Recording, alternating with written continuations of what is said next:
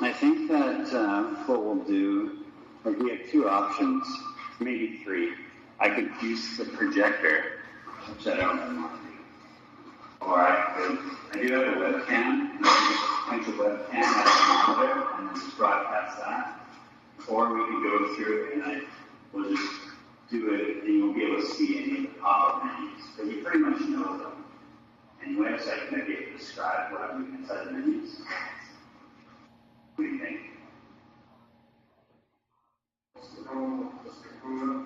The new program, whenever I go to menu, when I hit, for example, edit type, the menus are not visible. Only the main window is visible. Oh, we'll try to get by it, and then if it sucks, we'll. I don't think the lecture is that intensive inside the menus. We'll see how it goes. I do have this function where I can draw pictures, so I might be able to try and explain something that way too. Anyhow, it's not a very intense lesson. And if I go too fast, or if it's jumps around too much, then or if it's too choppy, then just let me know, and I'll slow it down. So what we're going to do today is we're going to talk about the framing, the rest of the roof framing. And then we'll talk about how to slope the framing. You know what? Let's not slope the framing right now, because if you can't see, you guys can see this though.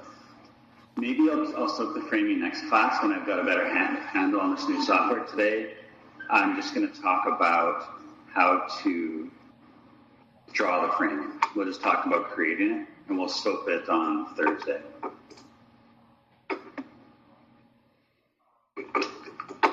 All right, so there's our lower framing, and now we need the upper framing.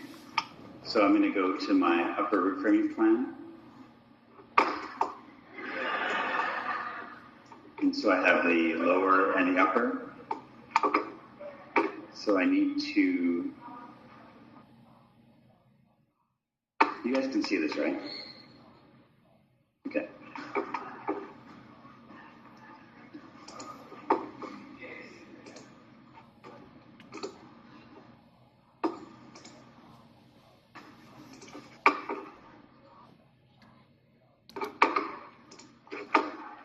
This is pretty weird. So here's the framing. So off that same column at the top, we have got a W16 by 26 coming along. And it only gets this far. It gets within 4 feet of this column. And it's spliced together, right? And this one, this beam comes over top of the column, right? We talked about this before. So on this lower roof framing plan, I told you not to worry about it. But today we're going to worry about it. And then after that, we need the joists. So how are we going to take care of this? You guys remember what this is called when you do this?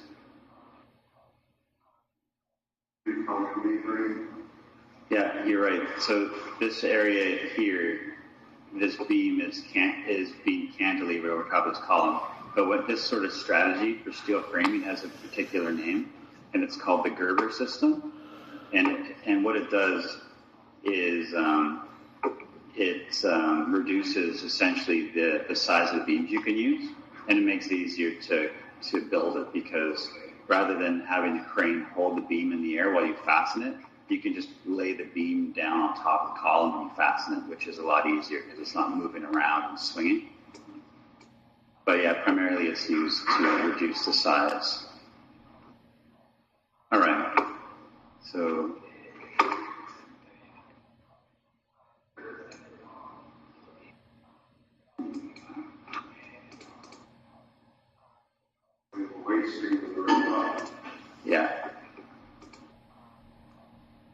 That's how smooth my transitions are going right now.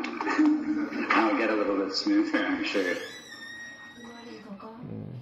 Yeah, it's weird because I'm so used to you guys just seeing my screen, and now I'm just like, oh, you're over here now.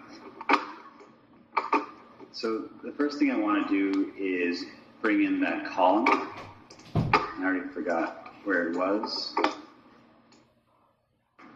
Yeah, I don't know where that column even is. I think it's attached to, I guess, the top side of the bottom part of the column. Totally, yeah. But I just don't, because I don't have it in my project.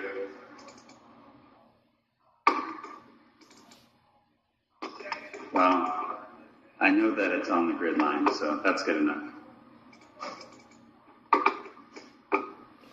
So I'll put it right about here. And it's an SC2. In the structure column. So I am drawing the column down to the main floor. Oh yeah, you guys can't see that, can you? Can you see those little things? I saw you move your arrow to it, so it's already highlighted. So you can't see the selection that I have right here? I'm talking. So anyhow, you guys know what this is. I'm just choosing which floor the bottom of the column is going to go to, which level. So I'm going to choose main floor. So when I draw the column, there it is. And so the top goes to the upper roof framing plan, which is nice. So now I just need my beam. So this beam is coming in from over here. And that beam, I cannot see it. I think it's because the structural usage is other. I'm going to change it to a girder. Okay, much easier to see. So I have the other one, the other beam is coming from here to about there, right? This one, I'll also make a girder. So I think a good way to do it would be to just draw a line. Go to annotate and get a detail line. And the way that my technique lately is I just go here, go there, then I delete this line, and then I get a dimension, 4 feet. So I'll put this column on the grid, and then I can just put this guy there, this guy there, and it jumps that way. I believe I will have the option. Maybe we should look at this in 3D also.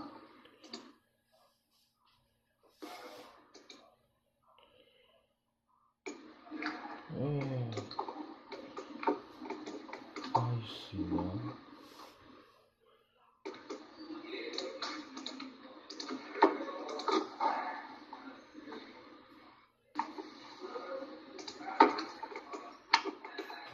So first things first, this column should really, so I went to attach top. So now it looks like the beam is actually going over top of the column, it's cantilevering. So here, you can see that I have the node, and then I have the 2 grips. Do you guys see those things? Okay, that's good. Well, the resolution's pretty good then.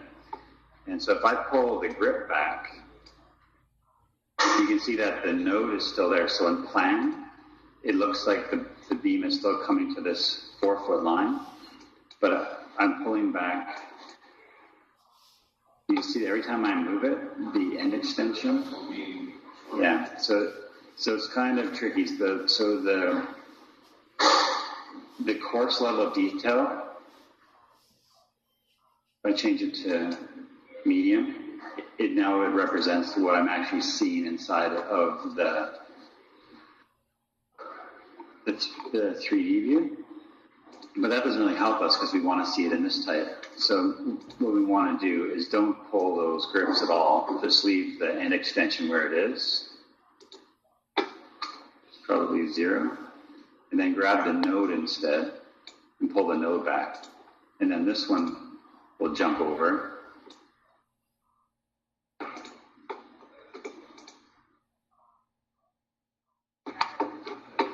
Oh, Edit this. I want to jump back to the PDF.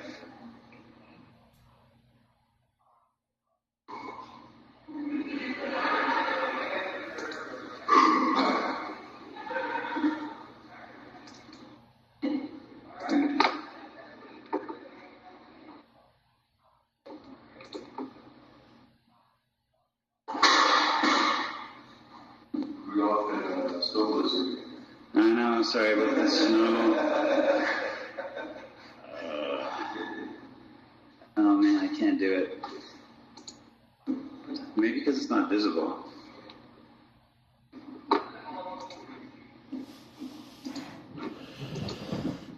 Oh, weird. Huh.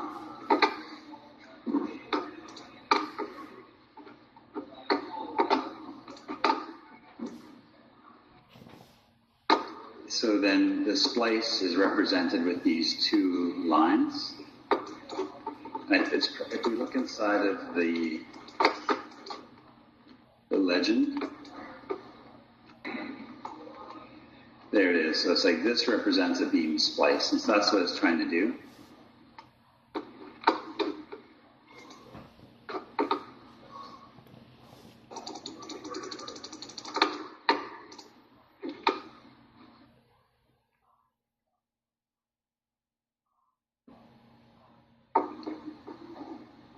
Can't figure out the smooth way to go from one view to the other. Yeah, the only way I know to do it is always just go to this screen here where it allows me to draw stuff.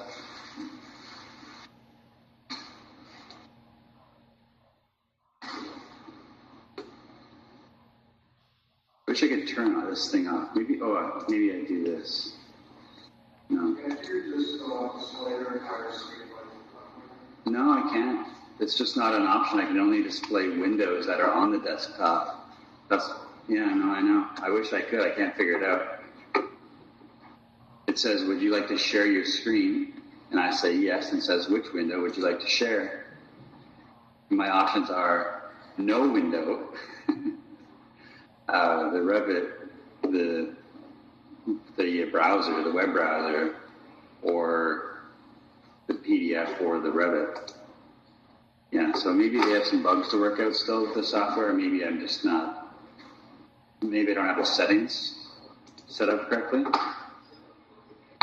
Anyhow, so to complete this, what we could do is get some detail lines, get some wide lines, and we could just put this symbol on like this.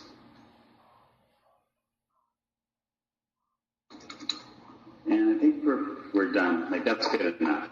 People will know what that means because it's in the legend that we're going to make. So that's good.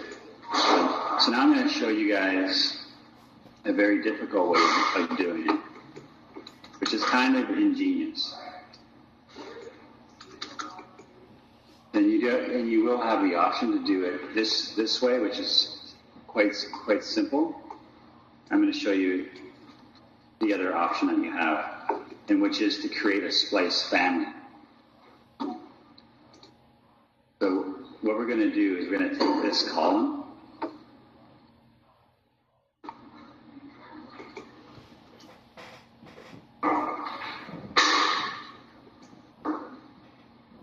maybe I just draw a new column, structure, pick a column, any column. I'm just going to put it right here for now. And then I'm going to take it and I'm going to edit it. And I'm going to save it as a family. I'm going to call it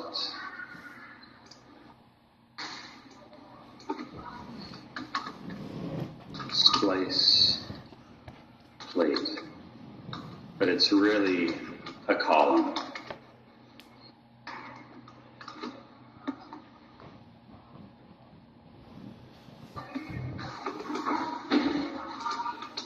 And so what I'm going to do is I'm going to edit this family so that it'll function like a column, but it'll look more like a splice plate.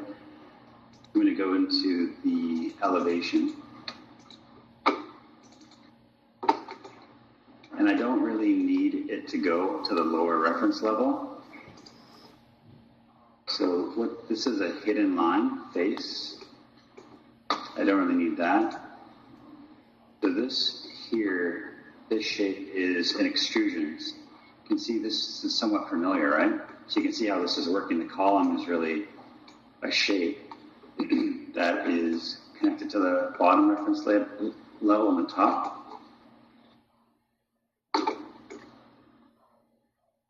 So I'm going to move that extrusion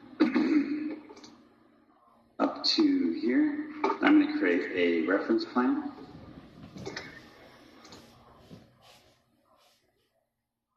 I'm going to create a straight reference plane. And I'm going to create a new parameter for the depth. So I'm going to lock this thing to there.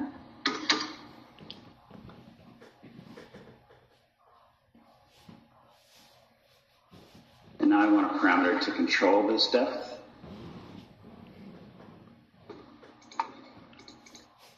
I'm going to create a new one. Oh, you guys can't see that, can you? So I just opened up the our favorite button here to add parameters. And so I'm seeing the list of all the structural column parameters. And I'm just creating a new parameter. I'm going to call it splice plate length.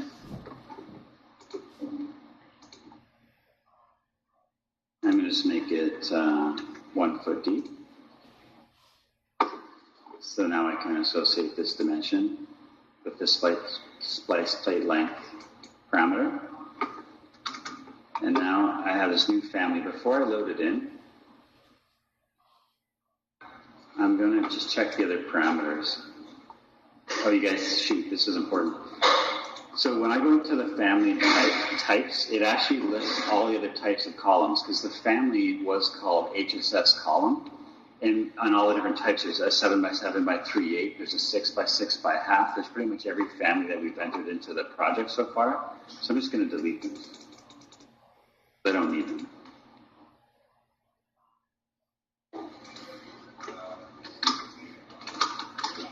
I might have to show you guys this again on Thursday.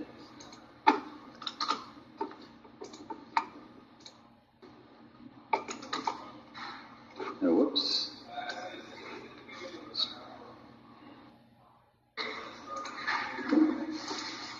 Okay, so I'm going to load this into the project.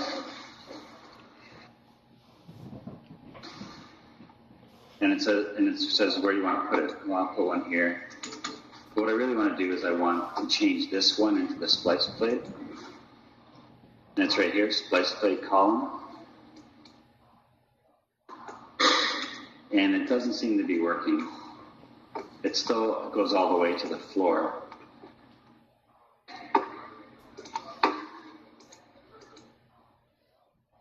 And if I change it to the fine view, it suddenly jumps up to be 1 foot high. I change it to the medium view, it's long. I change it to coarse, it just becomes the stick.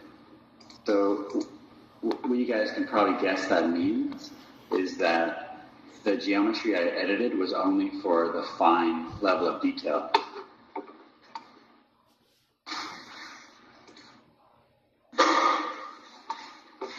So you see how the one that's up here, the geometry that I changed, if I go into Visibility Graphics Overrides, you guys can't see it, can you? Wow, it actually gives you the options to associate a level of detail for this geometry. So currently it says, show this only when it's on fine. And of course you see this other stuff here. Of course this extrusion is established so that it's only visible when you see it on medium. And then this thing here is a hidden face line. For, of course, when you see it inside of elevation. So what I'm going to do is I'm going to click on this and go to visibility graphics. So right now, say I want to see this on fine level of detail, coarse level of detail, and medium level of detail.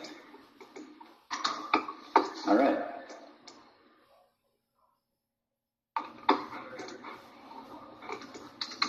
Now, if I go to plan,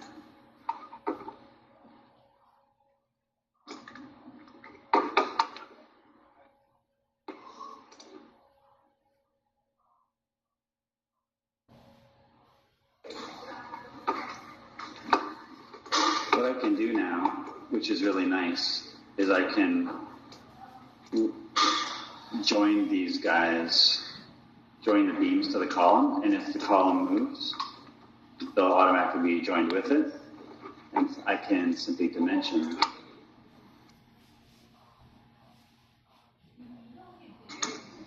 So the whole thing works a little bit smoother. It's a little bit more Revit-like. And the only problem is that it looks like a column. It doesn't look like a splice plate. And this is where it's up to your creativity. Because maybe, like, how are we gonna fix this, right? So you can go into the column, first the new splice plate family. And yeah, maybe we don't need this shape at all anyways, do we? So this is the shape of the extrusion. These lines here, you can see are the stick symbol lines.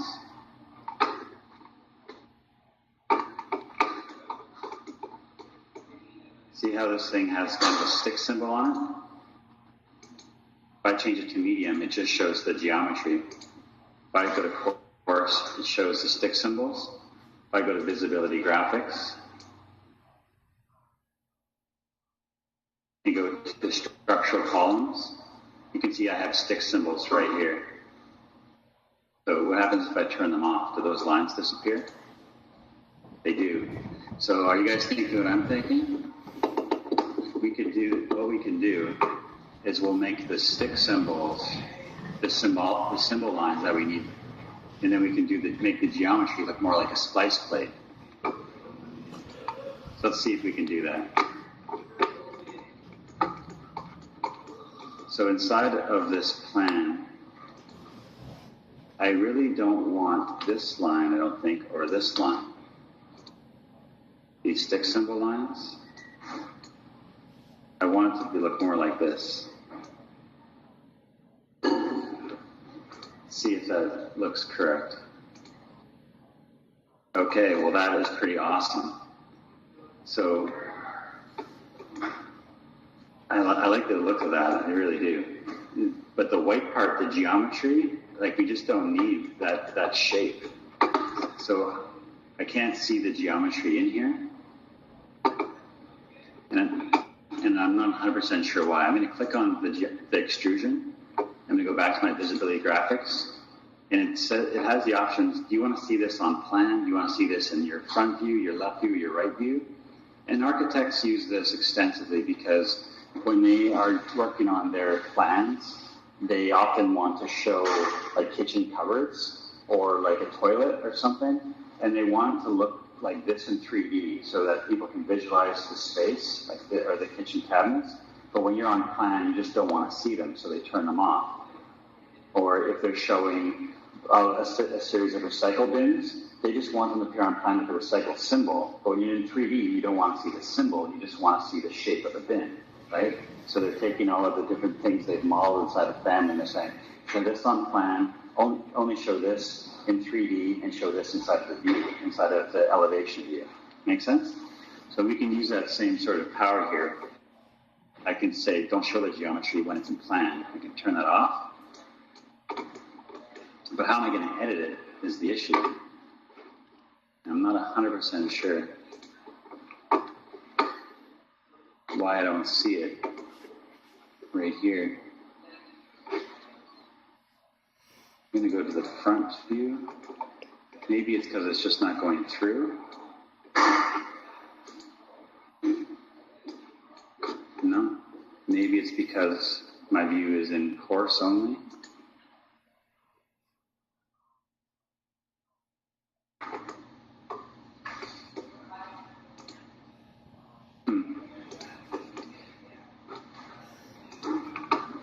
What I was able to do is I was able to select it inside of 3D, use the middle mouse button click to get into the view, and I know it's still selected. And then I could edit the extrusion here, and now I can see it. That's my trick. But let's see what else could be causing it. I'm not sure. Let's try this. We could try a ceiling plan. And now I can see it inside of this other view. So I'll just edit it here. So for the splice, I don't really need this shape at all. I'm just going to delete all these lines.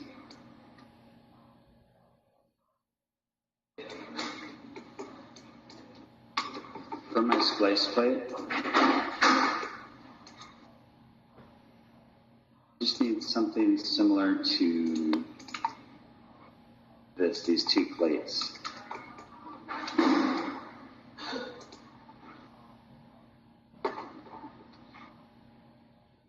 You know what, maybe it's the scale.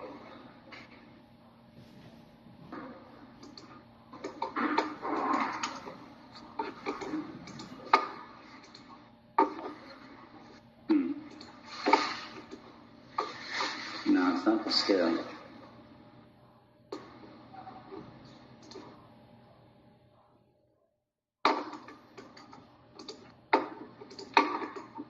Anyhow, that looks a lot better. It looks a lot more like a splice plate. And of course, if we load this into the project, so because I selected the geometry and turned it off in plan, I don't see it. So I see the symbol, which looks good. And if I go to my 3D view,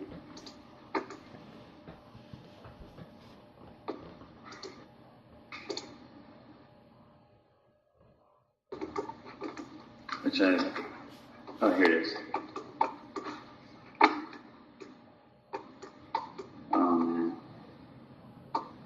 I screwed something up. I think what I did is in elevation. Yeah, I unlocked this. So this should be locked to the top.